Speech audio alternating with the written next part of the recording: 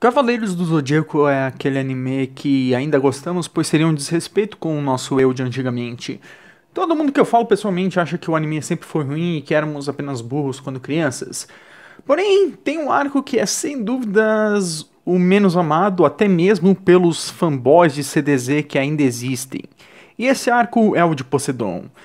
Desde sempre já havia a noção de que era a parte mais fraca e até mesmo o filler de Asgard era considerado melhor. Asgard, sabe, aquele arco onde cada luta dura 4 episódios e 90% do tempo são flashbacks de personagens irrelevantes que nunca mais aparecerão. Todos os arcos depois da saga dos Cavaleiros de Ouro são essencialmente iguais.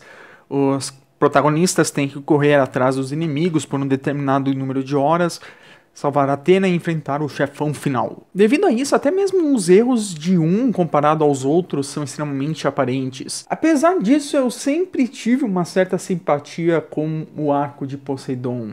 Eu normalmente tenho simpatia com animes ruins, mas que dão muita discussão, como Bleach e Date Alive. E o arco de Poseidon provavelmente foi a primeira forma disso.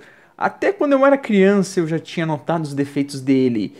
Porém, eu não consigo odiá-lo. É meio estranho, pois eu não vou necessariamente citar aqui qualidades, e sim coisas que eu gostei. E os meus motivos não têm necessariamente correlação entre si. Eu vou me contradizer bastante hoje. Mas vamos lá para os meus 3 motivos principais de eu gostar do arco de Poseidon. A primeira coisa é que eu gosto da ideia dos protagonistas de uma história alcançando seu ápice. Obviamente esse não é o último arco de CDZ, que é o arco de Hades, mas Hades não segue o simbolismo da franquia, que é desafiar hierarquias. Basicamente temos 4 níveis de poder: Cavaleiros de Bronze, Prata, Ouro e Deus. Em Poseidon, os personagens demonstram toda a experiência que adquiriram nas lutas até então.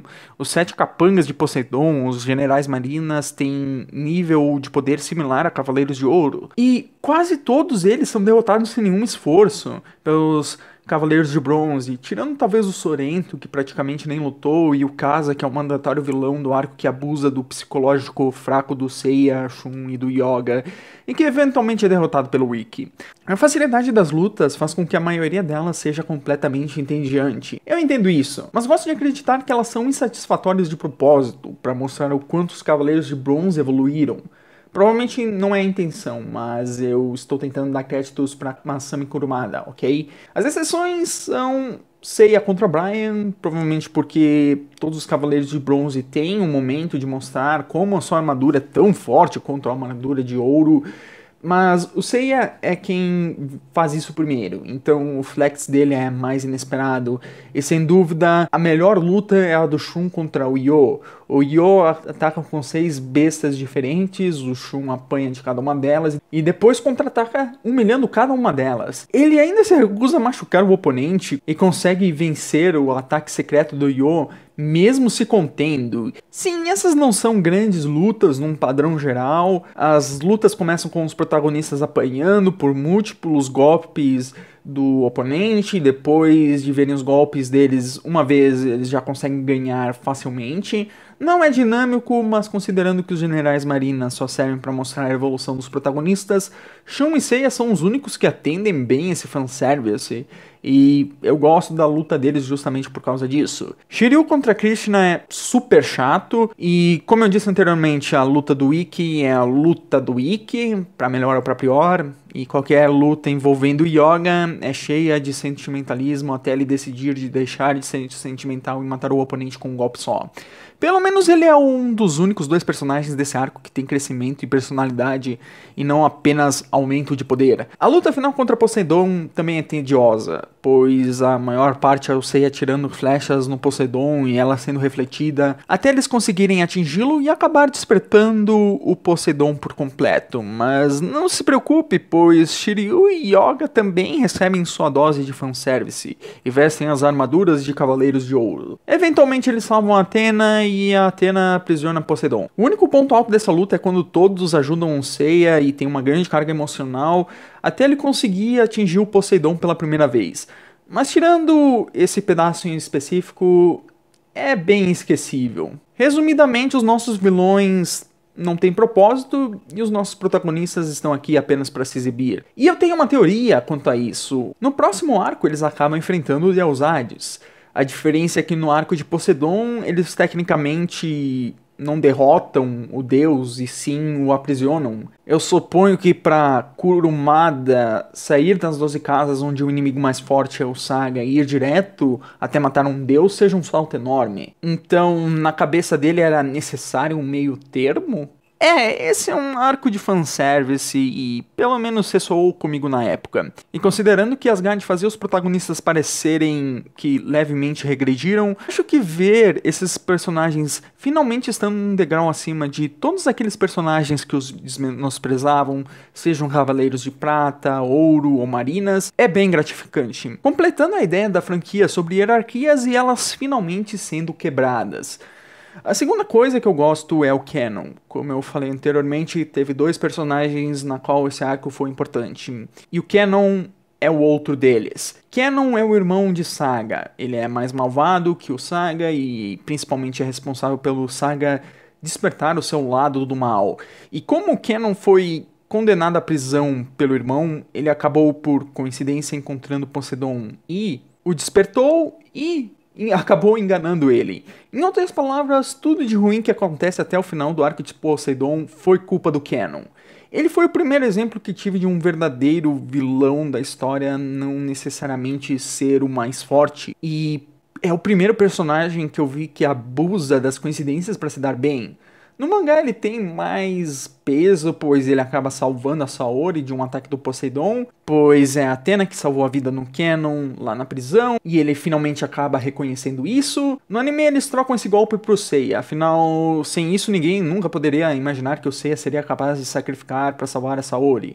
Numa média geral de animes, Canon ainda é um personagem raso, o que já é o suficiente para colocá-lo no top 3 personagens mais bem desenvolvidos de CDZ. Ele é o meu personagem preferido, justamente por ser o que mais tem peso sobre os acontecimentos até então, e parando para pensar, Canon é bem parecido com o Alberich do arco anterior, o que faz bastante sentido, pois a luta do Alberich é o ponto alto do arco de Asgard. O terceiro aspecto é totalmente contextual meu. Eu assistia na Band ao meio-dia e era feliz. Até que chegou a saga de Asgard, que é super enrolada. Mas, se eu não me engano, teve uma época que decidiram cortar os episódios pela metade. Então, a cada dia passava só 10 minutos de CDZ. Obviamente, aguentar 10 minutos de flashback melancólico pra nem ter a conclusão do episódio era super frustrante na época. Eu nem sabia o que era pacing, mas eu tinha notado que algo estava errado. Tanto que a luta contra o Alberich e o Siegfried são as únicas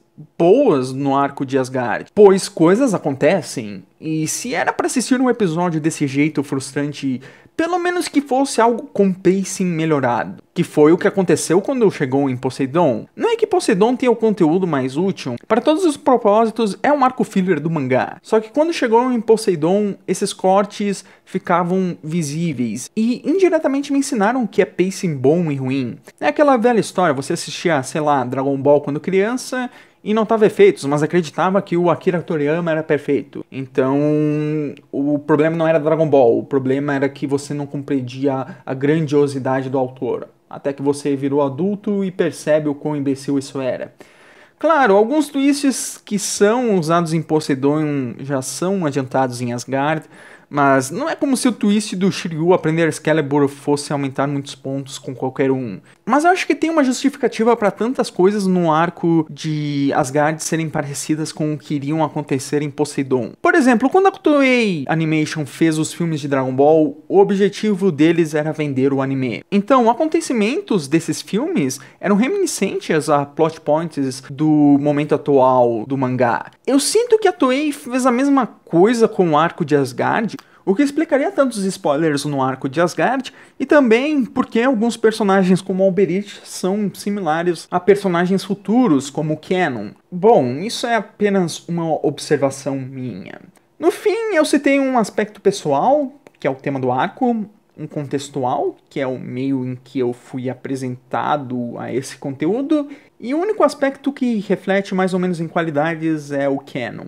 Eu nunca havia notado isso antes desse vídeo, mas de forma indireta esse arco me fez aprender muitas coisas, E todos os motivos de eu gostar desse arco envolvem esses aprendizados. Provavelmente eu teria aprendido isso eventualmente em outras obras, mas no fim das contas, não é esse o ponto forte de Cavaleiros do Zodíaco? Ser uma introdução ao universo de animes e mangás para muita gente, principalmente aqui na América Latina? Mesmo que CDZ não tenha sido o meu primeiro anime, ele teve seus méritos. Pode ter sido com a intenção de vender brinquedos e figures, mas são animes comerciais que acabam nos fazendo conhecer outros gêneros. Não me leva a mal, Cavaleiros do Zodíaco é ruim e Poseidon é uma das piores partes de Cavaleiros.